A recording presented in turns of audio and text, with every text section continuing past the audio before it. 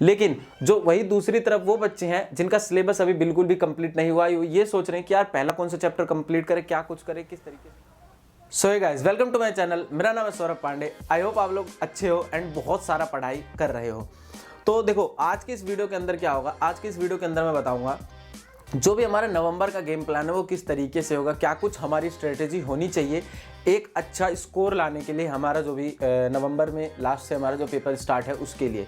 तो इस वीडियो को देखो, मैंने दो पार्ट में डिवाइड कर रखा है। एक जो हमारा पार्ट है वो सिलेबस कंप्लीट करने के ऊपर है और एक जो पार्ट है हमारा रिवीजन करने के ऊपर, जो लास्ट टच देना है उसके लिए है। ठीक है, तो 1 तारीख, अभी मैं 31 तारीख की रात को वीडियो शूट कर रहा हूँ, तो एक आध दिन के अंदर या मैक्सिमम 2 दिन के अंदर, 2 तारीख तक तुम्हारे पास ये वीडियो जो है वो आ जाएगी। तो 20 दिन का हमारा, 19 से 20 दिन का जो भी हमारा समय है उसके अंदर हम ये देखेंगे कि सिलेबस को किस तरीके से कंप्लीट करना है। ठीक है, और दूसरी चीज़ जो है हमारी वो देखेंगे कि हम अपने सिलेबस को फाइनल टच कैसे दें, रिवाइज किस तरीके से करना है, किस तरीके से सैम्पल पेपर को क्या कुछ सॉल्व करना है उनके बारे में। ठीक है ना। तो ये वीडियो देखो 2 बच्चों के लिए होने वाली है। 2 बच्चे कौन कौन से हो सकते हैं? पहले बच्चे भाई जिन्होंने शुरू से पढ़ाई स्टार्ट की है, ठीक है ना, जब से हमारा आया है कि भाई इस तरीके से पेपर होगा, क्या कुछ होगा, ठीक है, तो उनके लिए भी है। और वो बच्चे जिन्होंने अब तक बिल्कुल भी शुरुआत ही नहीं की है, उन्हें पता ही नहीं है कि क्या कुछ पढ़ना है, उनके लिए भी है। तो पहले बच्चे वो, तो उन्हें ज़्यादा मेहनत करने की उतनी ज़रूरत नहीं पड़ेगी, क्योंकि मेनली वो इस महीने के अंदर ज़्यादा से ज़्यादा रिवीजन के ऊपर फोकस करेंगे, क्योंकि जो उनका सिलेबस है वो कंप्लीट हो चुका है। लेकिन जो वही दूसरी तरफ वो बच्चे हैं जिनका सिलेबस अभी बिल्कुल भी कंप्लीट नहीं हुआ, ये सोच रहे हैं कि यार पहला कौन सा चैप्टर कंप्लीट करें, क्या कुछ करें, किस तरीके से करें, तो उनके लिए भी ये वीडियो होने वाली है। देखो, आज से 2 महीने पहले मैंने एक वीडियो बनाई थी। उस वीडियो के अंदर मैंने एक बात समझाई थी कि 15 दिन के अंदर हम अपने science, maths and social science, जो भी हमारे मेजर सब्जेक्ट हैं, उनको किस तरीके से कंप्लीट कर सकते हैं। और ये बात मैंने कोई मतलब आए वही नहीं बोल दी थी कि भाई हाँ बोल दिया और ये हो नहीं सकता। एक एक चीज़ मैंने उसमें ब्रेक डाउन करके समझाया था, सारी चीज़ें प्रैक्टिकल थी। अगर तुम उस वीडियो को देखो तो तुम्हें समझ में आएगा कि हाँ भाई कितना प्रैक्टिकल है। सिर्फ और सिर्फ फ़र्क है तो माइंड सेट का। उसके अंदर मैंने ये भी समझाया था आप लोगों को, जैसे साइंस के अंदर हमारे टोटल 6 चैप्टर है, बायोलॉजी में 1 हो गया। तो अगर हम बायोलॉजी का जो 1 चैप्टर है उसको डिवाइड कर लेते हैं, अगर उसमें 4 से 5 या 10 टॉपिक है, उस 10 टॉपिक के हिसाब से मैंने समझाया था कि भैया इस टॉपिक को इतना समय देना है, इस चैप्टर को 3 से 4 दिन देना है। तो ये कोई बड़ी बात नहीं है। MCQ के पेपर के लिए मैं मानता हूँ तुम्हें पूरा पढ़ना है, लेकिन 1 चैप्टर को कंप्लीट मतलब देखा था मैंने, जो चैप्टर जितना बड़ा था उसी हिसाब से उस चैप्टर को मैंने टाइम दिया था। ठीक है, तो तुम उस स्ट्रेटजी को यहाँ पर फॉलो करोगे। तुम क्या करोगे, जब भी तुम ये वीडियो देख रहे हो, 3 तारीख को, 4 तारीख को, 5 तारीख को, 2 तारीख को, जब भी तुम ये वीडियो देख रहे हो, तब से लेकर के 20 से 21 तारीख तक का जो समय है हमारा, वो तुम्हें निकाल लेना है सिलेबस कंप्लीट करने के ऊपर। अब देखो, बहुत सारे बच्चे सोचेंगे कि हमने ऑलरेडी सिलेबस कंप्लीट कर चुके हैं, हमें बस रिवीजन करना है। तो तुम एक काम करो, तुम फिर से सिलेबस को कंप्लीट करो। फिर से मेरा कहने का क्या मतलब है कि जब तुम शुरू से पढ़ोगे तो तुम्हें एक एक छोटी छोटी चीज़ समझ में आएगी, और एक वही छोटी छोटी चीज़ें होती हैं जो एग्जामिनर एग्जाम के अंदर ज़्यादा पुट करता है, जो सोचता है कि बच्चे लास्ट टाइम पे नहीं पढ़ेंगे, बड़ी बड़ी चीज़ों जो इंपॉर्टेंट चीज़ें हैं उनको पढ़ेंगे। तो तुम्हें क्या करना है, तुम्हें शुरू से लेकर के लास्ट तक तुम्हारे पास 19 से 20 दिन का समय है। तुम्हें सिर्फ और सिर्फ ये सोचना है कि मुझे सिलेबस को किस तरीके से कंप्लीट करना है। तुम NCERT की बुक्स पहले सॉल्व करो, NCERT की बुक्स ही इंपॉर्टेंट है। अगर तुम लास्ट स्टेज पे हो, मतलब ये लास्ट का जो महीना है इसके अंदर तुम्हें कुछ समझ में नहीं आ रहा है, तो तुम सिर्फ और सिर्फ NCERT के ऊपर आंख बंद करके भरोसा करो। NCERT की बुक्स उठाओ, चैप्टर जहाँ से शुरू हुआ है लास्ट तक पढ़ो।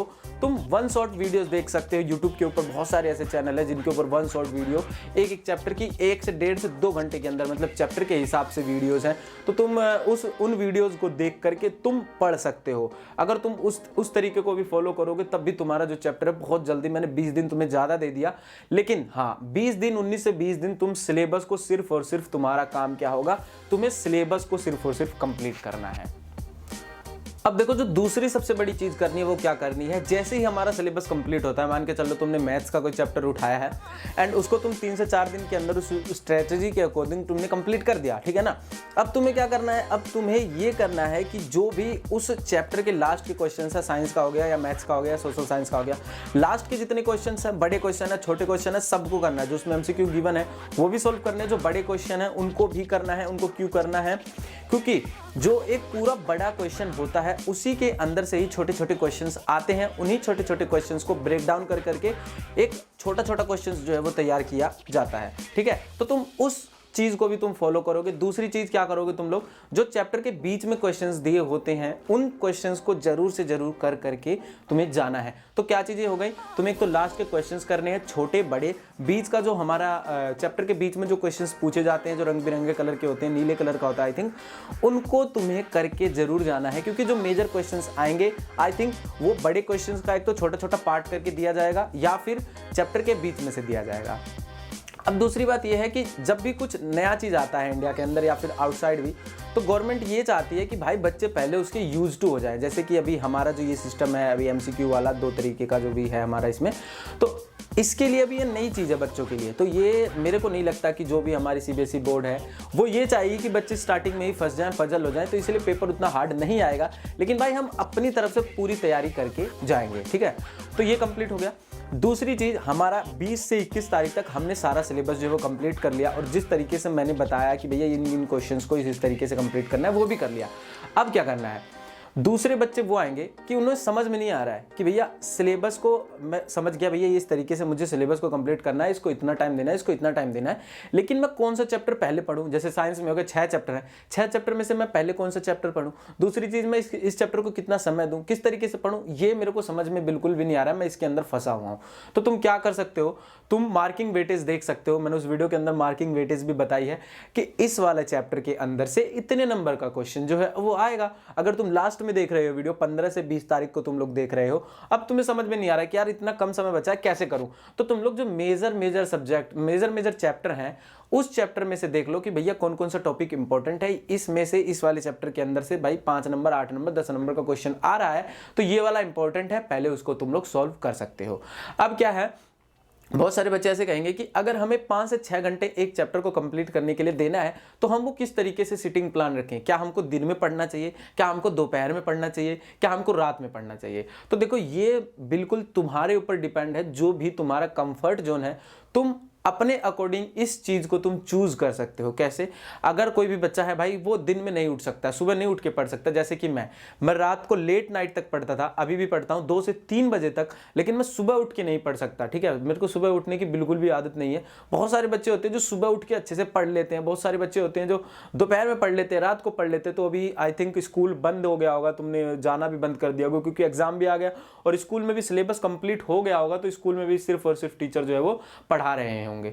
तो अगर तुम्हारे घर पे ऐसा एक इन्वायरमेंट है जिस इन्वायरमेंट के अंदर तुम्हें भाई अलग कमरा है तुम्हारे पास, तुम बैठ के तुम घर पे पढ़ सकते हो, तो तुम बंद कर सकते हो जाना अभी से। या फिर अगर तुम्हारे घर पे वो इन्वायरमेंट ही नहीं है कि भैया तुम बैठ के पढ़ सकते हो घर पे, तो तुम स्कूल प्रेफर कर सकते हो, वहां पे जाके तुम एक आराम से अपने कोने में बैठ के अपना सिलेबस जो है जिस तरीके से मैंने बताया तुम कंप्लीट कर सकते हो। तो तुम इस स्ट्रेटेजी को जरूर से जरूर फॉलो करना। अब देखो, अब हमारा जो सिलेबस है वो कंप्लीट हो चुका है। हमने 20 से 21 से 22 तारीख तक जो है हम अपना सिलेबस, मेजर सब्जेक्ट्स के जो सिलेबस हैं, Hindi, English, maths, SST, social science, सब कुछ हमने कंप्लीट कर लिया। अब हमें रिवीजन, जो सबसे इंपॉर्टेंट चीज़ होने वाली है लास्ट के टाइम पे, वो किस तरीके से करना है। तो उसके लिए सबसे पहले तुम्हें डेट शीट देखना है, ठीक है ना। जैसे कि मैंने यहाँ पीछे लिख रखा है 30 नवंबर को हमारा सोशल साइंस, 2 तारीख को हमारा साइंस, 3 तारीख को होम साइंस, 4 तारीख को मैथ बोथ जो भी हमारा, 8 तारीख को कंप्यूटर एप्लीकेशन, 9 तारीख को हिंदी बोथ, और 11 तारीख को हमारा इंग्लिश लैंग्वेज एंड लिटरेचर। जब तुम अपना डेट शीट देखोगे तो तुम्हें एक चीज जरूर पता चल जाएगी, वो क्या, कि तुम्हारे पास पेपर के बीच में पढ़ने का समय बिल्कुल भी नहीं होगा, ठीक है ना। एक दिन पेपर एक दिन छुट्टी, एक दिन पेपर एक दिन छुट्टी, तो होता है यार, जब पेपर देख के आते हैं ना तो थक जाते हैं बहुत ज़्यादा। तो पढ़ना उस तरीके से एफिशिएंट पढ़ाई नहीं हो पाती। हम लोग सोच के बैठ तो जाते हैं कि हाँ भाई कल पेपर है आज मुझे पढ़ना चाहिए, लेकिन उस तरीके से एफिशिएंट पढ़ाई नहीं हो पाती है। तो तुम्हें क्या करना है, जो लास्ट का जो भी हमारा रिवीजन का समय है वो मेजर किसको देना है। देखो जैसे कि हमारा 30 तारीख को यहाँ पर सोशल साइंस का पेपर है, 2 तारीख को हमारा साइंस का पेपर है, 3 तारीख को हमारा होम साइंस, ये बहुत सारे बच्चों के पास नहीं है। तो सोशल साइंस हमारा जब भी हम 21 तारीख या 22 तारीख से जब भी हम अपना रिवीजन शुरू कर रहे हैं, तो हमें क्या करना है, सैंपल पेपर सॉल्व कर लेना है जरूर से जरूर। वो कैसे करना है, देखो सैंपल पेपर हमें उठा लेना है। मान के चलो 30 नवंबर को हमारा सोशल साइंस का है, तो तुम क्या कर सकते हो, 22 तारीख से तुम दिन में, मतलब दिन में 9 से 12 तक 3 घंटे का तुम प्रॉपर सिटिंग, 2.5 से 3 घंटे का प्रॉपर सिटिंग दे करके तुम एक सैंपल पेपर सोल्व कर सकते हो सोशल साइंस का, शाम को तुम एक सैंपल पेपर सोल्व कर सकते हो शाम को साइंस का, ठीक है। तो तुम इस तरीके से अगर देखा जाए तो अगर तुम 5 से 6 दिन भी अगर दोगे तो 5-6 सैंपल पेपर भी तुम सोल्व कर सकते हो। देखो सैंपल पेपर एज सच ये नहीं होता, सैंपल पेपर सिर्फ ये होता है कि एक तरीका तुम लोग समझ जाओ कि भैया इस तरीके से क्वेश्चन आता है, ये कुछ इसका पैटर्न होता है इस तरीके से। ऐसा नहीं होता कि भाई सेम टू सेम क्वेश्चन दे देते हैं, ऐसा तो होता ही नहीं है। एक आध क्वेश्चन आ गया तो आ गया, लेकिन ऐसा कुछ होता नहीं कि भैया सेम क्वेश्चन आ जाते हैं। तो तुम्हें सिर्फ और सिर्फ पैटर्न समझने के लिए जो भी है तुम्हें दिया जाता है। और तुम्हें क्या करना है लास्ट के टाइम पे, मान के चलो जैसे साइंस में ही है या सोशल साइंस में ही है, अगर तुम्हें वो चीज हार्ड लग रही है, ठीक है ना, मतलब बीच के मतलब बहुत सारे बच्चे होते हैं जिनको ट्रिग्नोमेट्री नहीं समझ में आ रही भाई, मान के चलो, या साइंस में कोई और चैप्टर जो उनको बिल्कुल अच्छा ही नहीं लग रहा, समझ में नहीं आ रहा, उन्होंने लास्ट के लिए बचा के रखा है, तो लास्ट के टाइम पे तुम्हें वही करना है, उन्हीं चैप्टर्स के ऊपर ज्यादा फोकस करना है। इसी तरीके से जैसे हमारा मैथ्स है, कंप्यूटर एप्लीकेशन है, हिंदी और इंग्लिश, 9 और 11 तारीख का जो है, तो तुम अगर 9 तारीख को छोड़ के अगर 10 तारीख को भी तुम इंग्लिश को अगर पहले तुमने पढ़ा हुआ है 20-21 तारीख तक, तो तुम इंग्लिश का तो लास्ट में सोल्व कर सकते हो, हिंदी का कर सकते हो, कंप्यूटर एप्लीकेशन का पेपर है अगर, तो तुम हिंदी मेरे को नहीं लगता इतना हार्ड है। जो मेजर हमारे सब्जेक्ट हैं 30 तारीख, 2 तारीख और 4 तारीख को ही है, तो तुम अपना मैथ का भी एक प्रॉपर प्लान रख सकते हो कि भैया तुम्हें जैसे कि 21 तारीख के बाद से 29 तारीख तक या 22 तारीख से 29 तारीख तक जो भी एक हफ्ते का सिलेबस है, उसमें जितने भी तुम्हारे चैप्टर हैं उनके लिए अगर तुम एक दिन निकाल लो कि भैया मैं 1 घंटे में सिर्फ और सिर्फ मैथ के लिए 1 घंटे निकाल लूंगा, बाकी मुझे सैंपल पेपर भी सॉल्व करने हैं। अगर मैं मैथ का 1 घंटा निकाल रहा हूं मैथ के लिए, तो मुझे मैथ्स के ऊपर फोकस करना है, मुझे मैथ्स के एक क्वेश्चंस को सैंपल पेपर में से मुझे सैंपल पेपर या सोल्व कर लो तुम लोग, या जो चैप्टर के बीच में क्वेश्चन है उन्हें सोल्व कर लो, या फिर तुम्हारा सिलेबस अगर कंप्लीट हो गया है तो तुम रिवीजन के लिए कोई एडिशनल बुक जो आर.डी. शर्मा, तुम इसको प्रेफर कर सकते हो अपने रिवीजन के लिए। देखो अब मेरे पास तुम्हारे लिए एक ही एडवाइस है, तुम्हें बिल्कुल भी परेशान होने की जरूरत नहीं है कि यार मुझे किस तरीके से सिलेबस कंप्लीट करना है, मेरे पास 1 ही महीना सिर्फ बचा हुआ है। ये सिर्फ 1 महीना नहीं है, तुम्हारे पास पूरे 30 दिन है, तुम्हारे पास पूरे 1 महीने हैं।